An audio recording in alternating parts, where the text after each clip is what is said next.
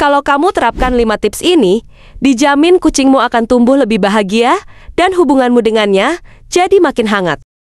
Pernah nggak sih kamu bingung kenapa kucingmu tiba-tiba manja, lalu beberapa menit kemudian menghindar? Nah, itu karena kucing punya cara komunikasi sendiri yang kadang sulit dipahami. Supaya kamu lebih dekat dengan si meong, yuk kita bahas 5 tips penting memahami kucing di rumah.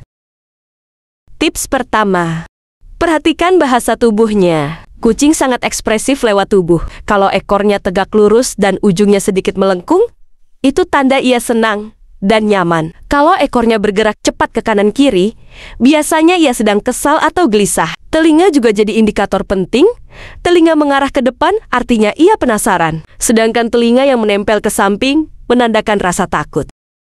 Tips kedua, hargai ruang pribadinya. Beda dengan anjing, kucing bukan hewan yang selalu butuh kontak fisik. Kadang mereka sengaja bersembunyi di kolong meja atau pojokan rumah untuk merasa aman. Jadi, kalau kucingmu lagi menjauh, jangan dipaksa bermain atau digendong. Beri dia waktu, dan nantinya ia akan datang sendiri kepadamu.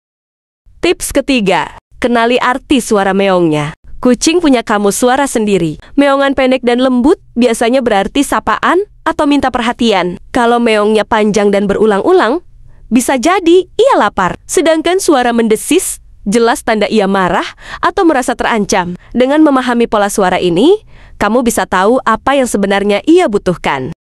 Tips keempat, amati rutinitas sehari-harinya.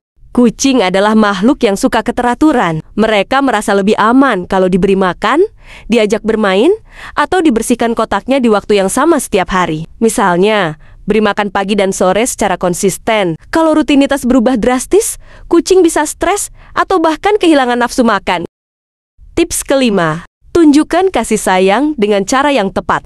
Setiap kucing punya area favorit untuk dielus. Banyak kucing suka dielus di bawah dagu, kepala, atau bagian punggung dekat ekor. Tapi hati-hati, sebagian besar kucing tidak suka perutnya disentuh. Jadi kenali dulu reaksi kucingmu, lalu beri kasih sayang sesuai dengan kenyamanannya. Dengan memahami bahasa tubuh, suara, rutinitas, dan kebutuhannya, kamu bukan hanya merawat kucing, tapi juga membangun ikatan emosional yang lebih kuat.